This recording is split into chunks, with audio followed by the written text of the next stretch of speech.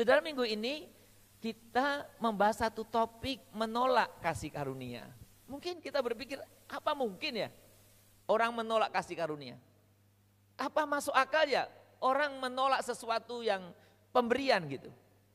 Nah, saudara, saya akan mengawali khotbah ini dengan satu kisah yang pernah terjadi yang cukup menggemparkan.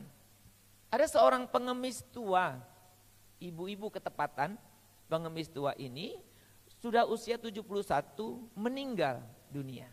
Sesuatu yang biasa ya. Tapi bukan ini yang menghebohkan. Ya, bukan karena meninggal, tapi kondisinya ini yang menghebohkan. Ibu ini karena kelaparan mungkin. Jadi bobotnya atau berat badannya cuma 25 kilo. Apakah ada di sini ibu-ibu yang berat badannya 25 kilo? Bukan plus-plus ya. Yang saya tahu ibu di sini kebanyakan 25 kilo plus. Banyak plusnya ya. Kalau ditanya berapa berat badanmu? 40 sih plus. Plusnya ini yang banyak. Saudara, tapi juga bukan itu sebenarnya mengherankan. Kenapa nih menjadi heboh peristiwa ini? Saudara, ternyata ibu ini ketika namanya orang meninggal diperiksa ya semua. Ditemukanlah 2 kunci. Yang mengindikasikan bahwa ibu ini punya 2 deposito. 2 istilahnya itu? SDB ya, SDB ya? Ya, yang di bank itu. Ya, saya karena nggak punya dibingung nyebut dengan.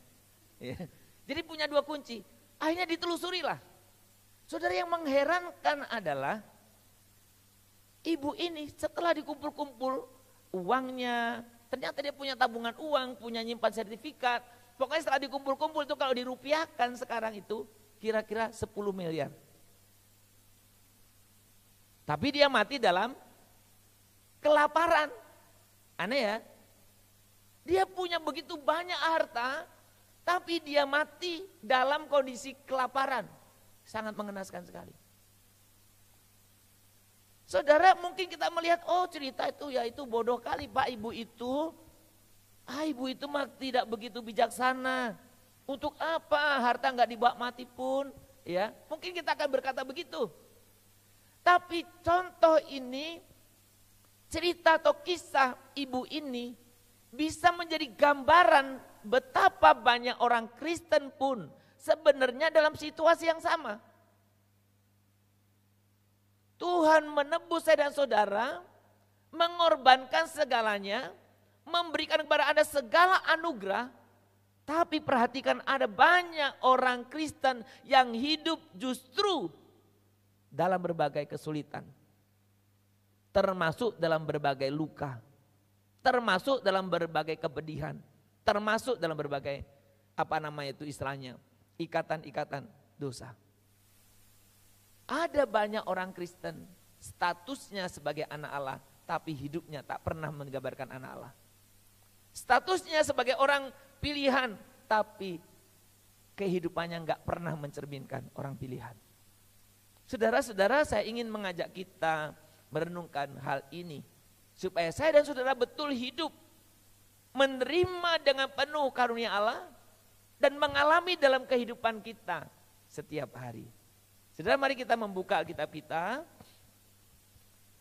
Nanti untuk beberapa ayat saya minta untuk singa dan liturgis untuk membacanya ya. Saya sudah kirim di grup tadi ayat-ayatnya supaya dibuka, dicari ya maksudnya. Mari kita membuka dari Roma 3 ayat 23 sampai 24. Roma 3 ayat 23 sampai 24. Mari kita membaca bersama-sama. Yuk 1 2 3. Karena semua orang telah berbuat dosa dan telah kehilangan kemuliaan Allah. Dan oleh kasih karunia telah dibenarkan dengan cuma-cuma karena penebusan dalam Kristus Yesus.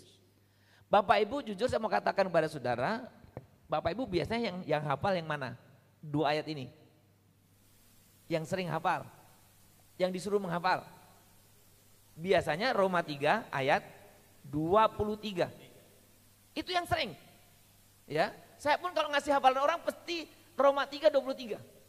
Waktu saya ikut pelajaran misi, yang harus dihafal salah satunya Roma 3:23. Saudara, kita nggak baca ayat 24. Sehingga kehidupan kita sering memang terberti itu di dalam ayat 23. Yuk kita hafalkan bersama-sama. 1 2 3.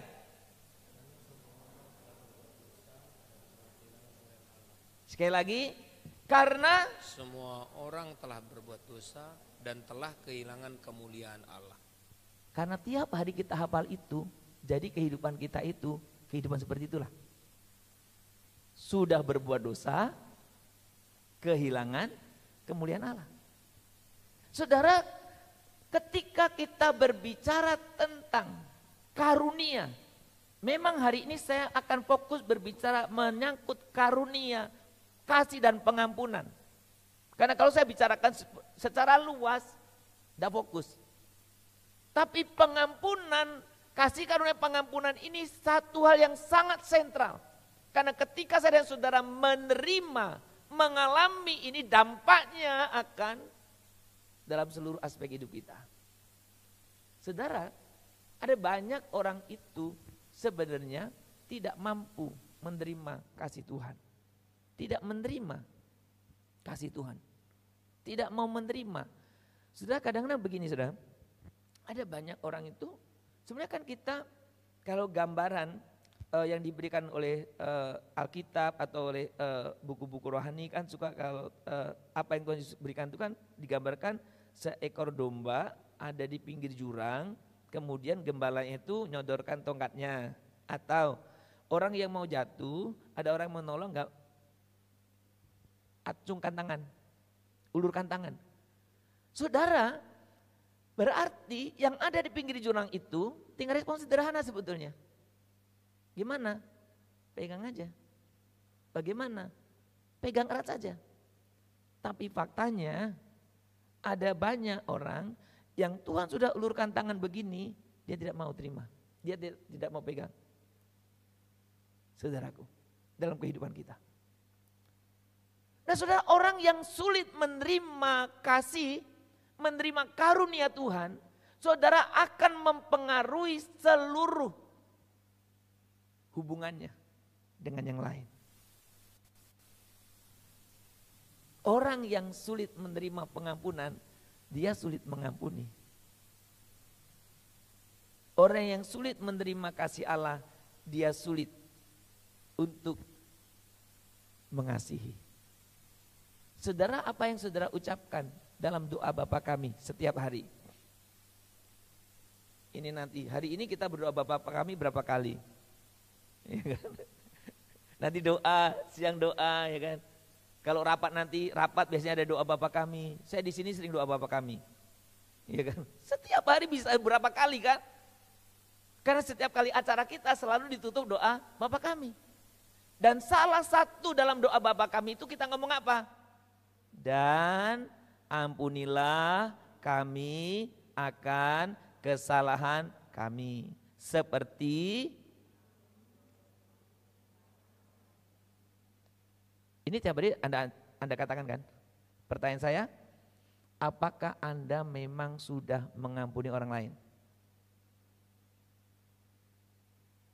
Atau Anda bagian ini stop? Kan gak ada yang tahu nih. Mulai lagi, berikanlah kami pada hari makanan kami secukupnya. Pada waktu mengampuni, berhenti kita. Berikanlah kami pada hari makanan kami secukupnya. Saudara, kan kita memaknai ini biasanya memaknai dari kita dulu. Orang yang tidak bisa mengampuni tidak akan diampuni. Itu kan selalu kita pahami.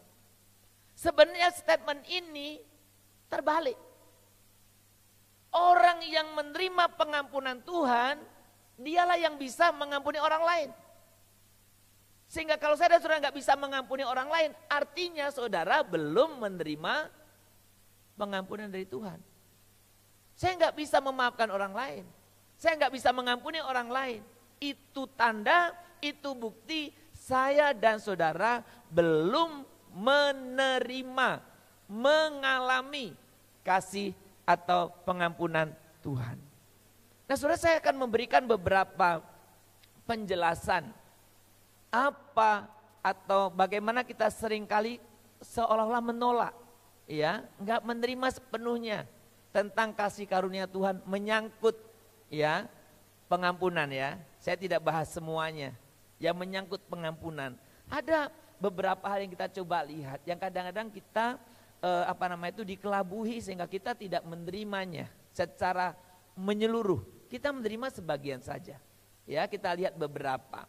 Coba kita membuka dari Mazmur 130.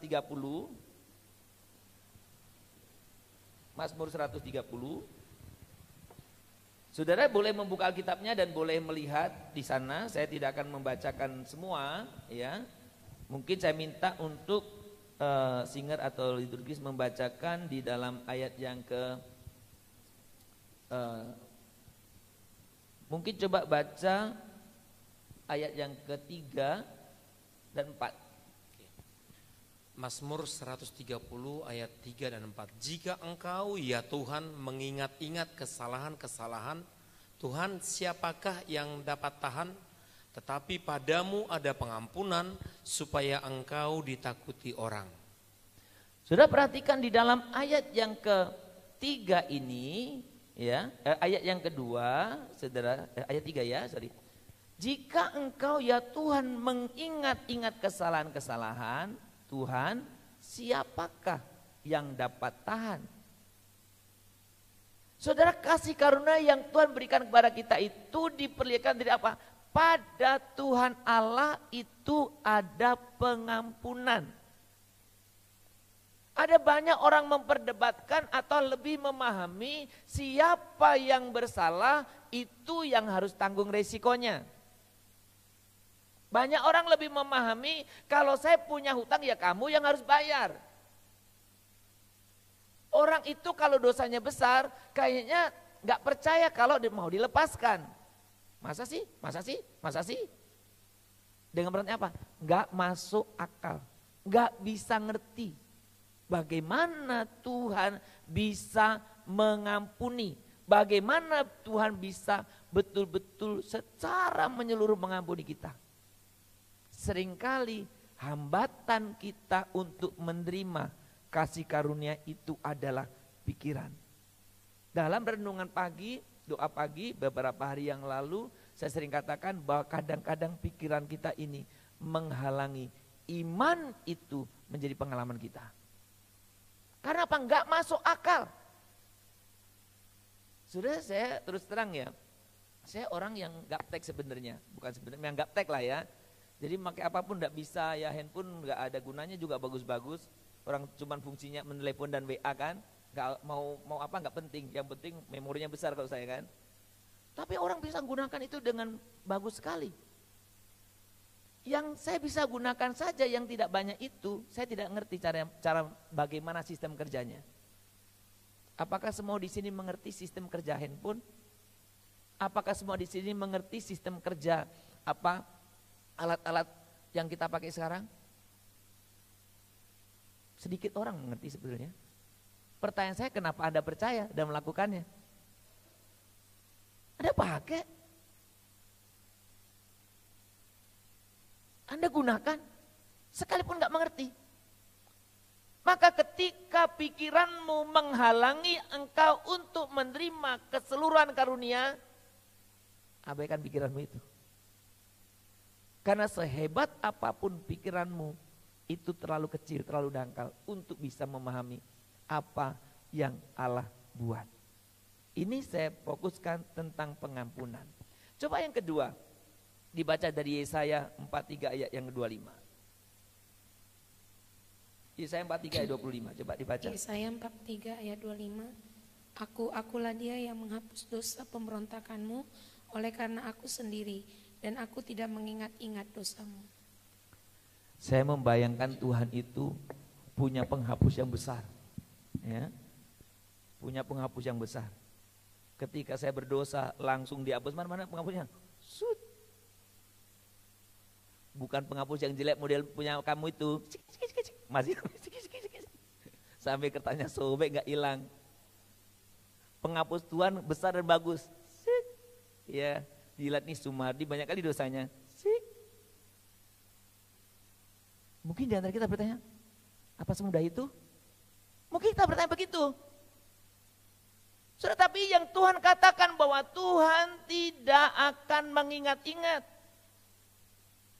Seringkali kita yang menjadi penghalang kita menerima kasih karunia Tuhan secara menyeluruh itu adalah kebiasaanmu sendiri.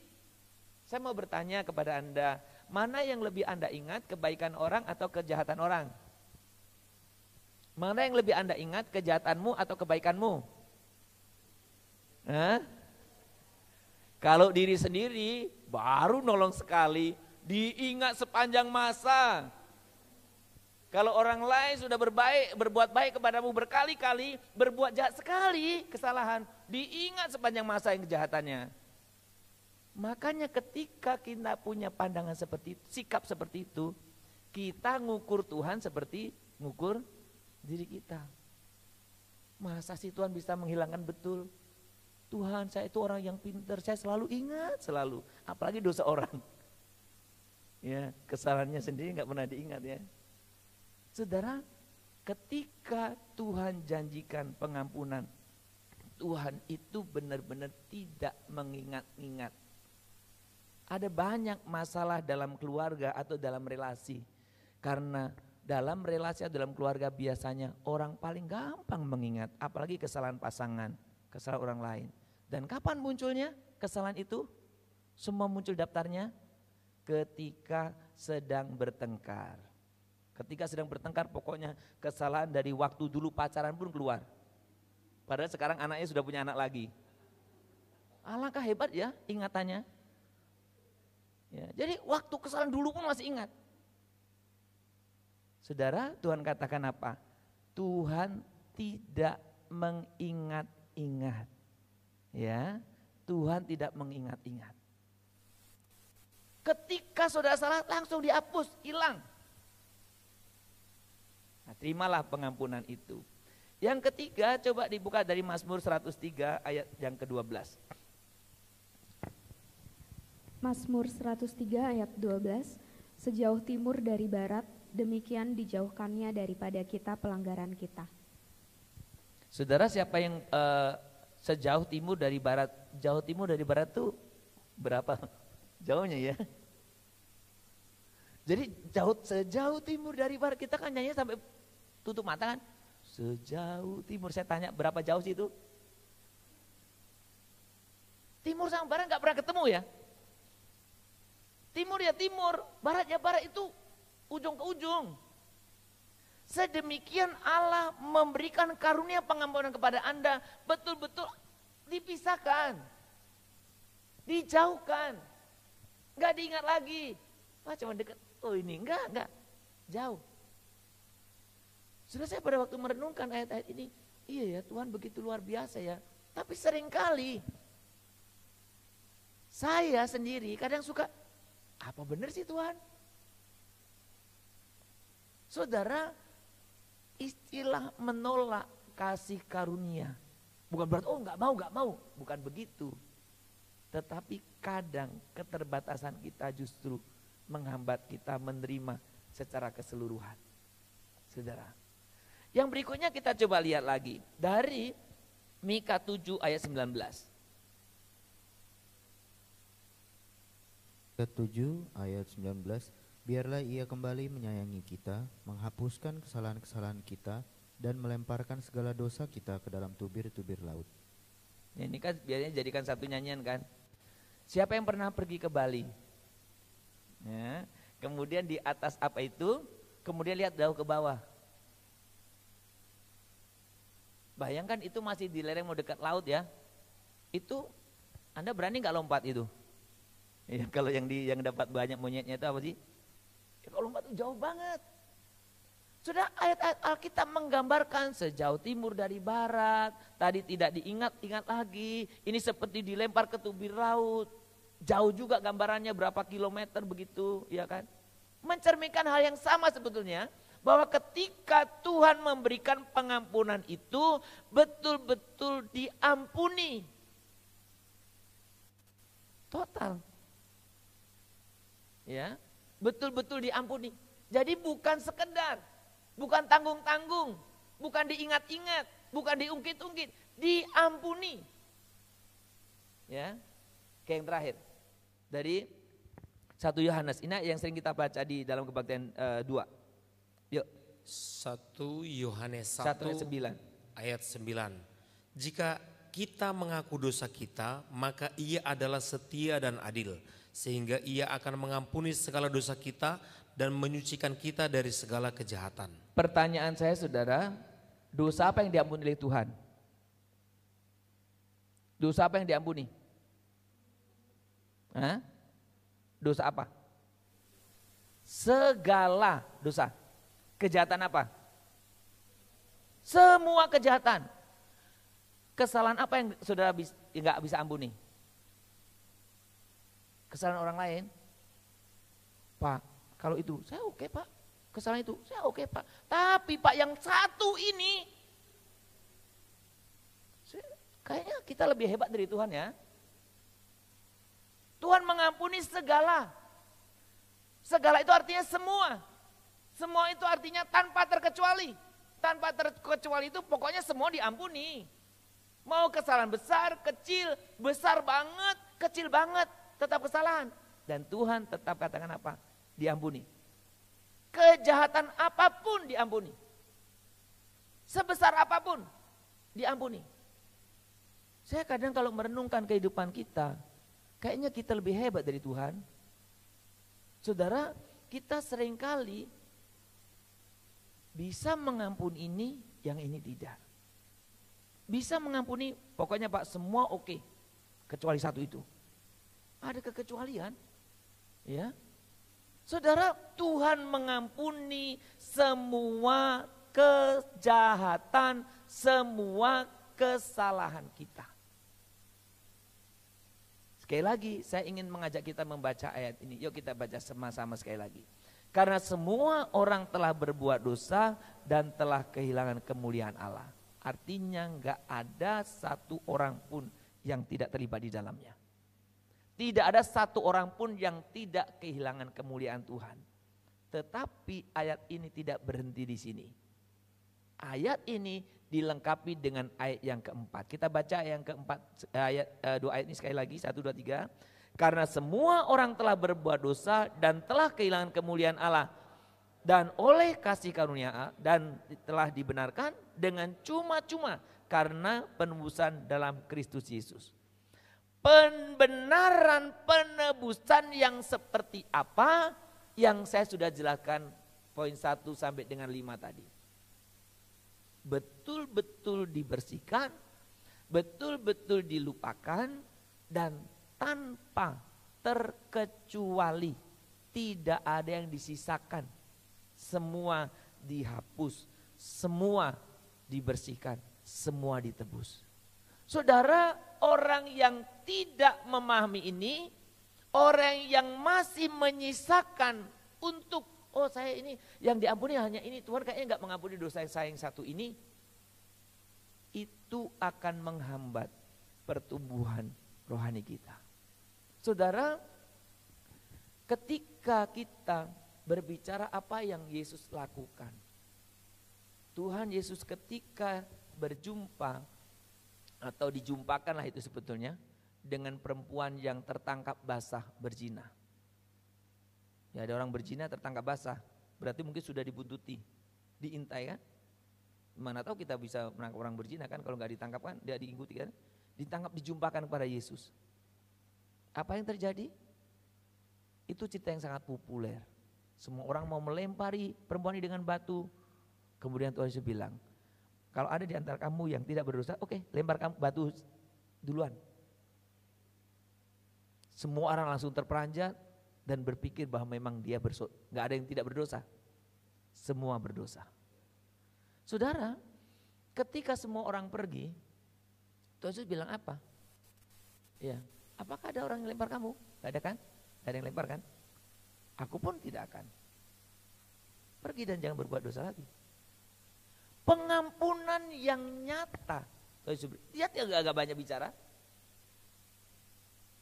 Pengampunan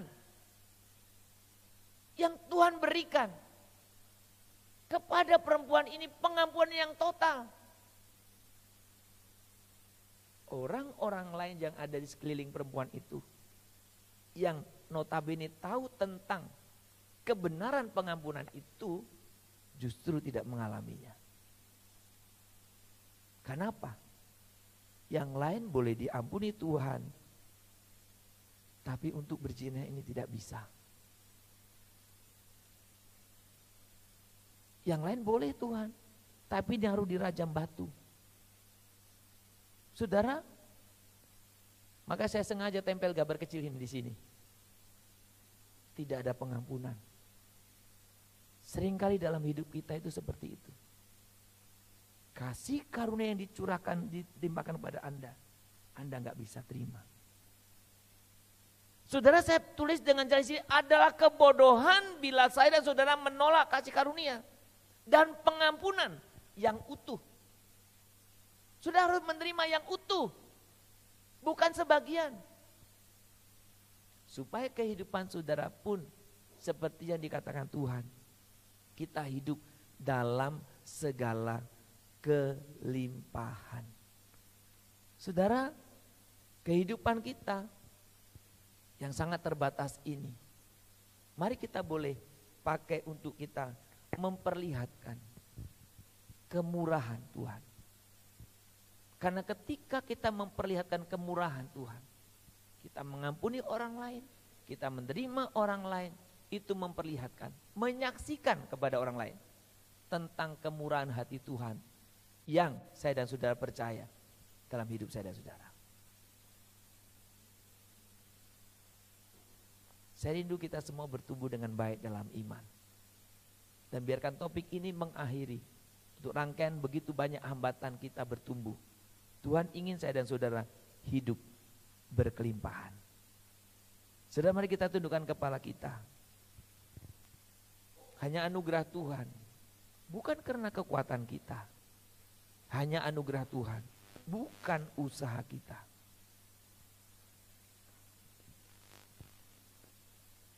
Kalau ada di antaramu masih ada yang hitung-hitungan, engkau merasa Tuhan belum mengampuni dosa saya yang ini, Tuhan belum mengampuni ini, hari ini biarkan firman ini mengingatkanmu, Tuhan mengampuni engkau segalanya, semua kesalahan, semua kejahatan, semua dosa kita.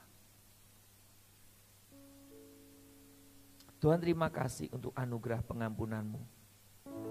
Dan biarkan kami boleh menerima utuh, bukan sebagian. Sehingga kami pun bisa membagikan kepada orang lain. Anugerah-Mu, anugerah-Mu Tuhan. Anugerah-Mu, amin. Semua karena anugerah-Mu,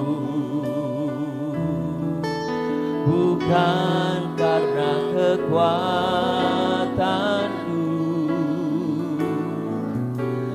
Anugerah-Mu,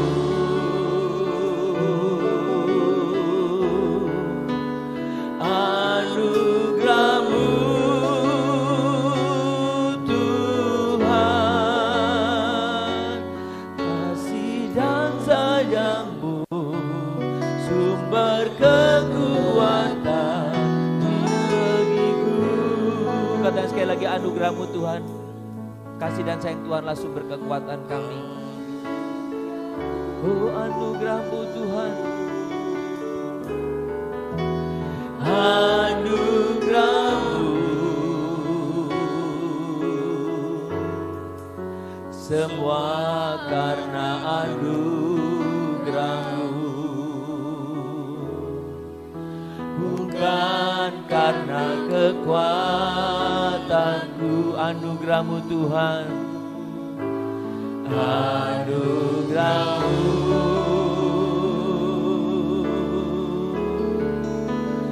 anugerah-Mu Tuhan, kasih dan sayang-Mu, sumber kekuatan bagiku. Tuhan, oleh karena anugerah-Mu lah kami diselamatkan. Dan kami rindu menerima anugerah ini utuh. sepenuhnya. Sehingga kami pun boleh memperlihatkan kehidupan kami ini kepada orang lain. Kami dengan gampang mengampuni orang lain. Kami dengan gampang menerima orang lain. Dan ketika kami hidup dimerdekakan dari berbagai ikatan yang sudah Engkau ampuni itu, maka kami akan hidup dalam berkelimpahan dengan kasih anugerah Tuhan. Terima kasih Tuhan, pimpinlah agar tidak ada satu orang jemaat pun yang tidak mengalami pertumbuhan.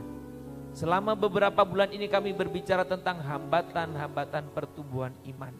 Dan biarkan kami terbebas, kami bisa mengatasi semua hambatan itu dan kami boleh mengalami hidup yang berkelimpahan.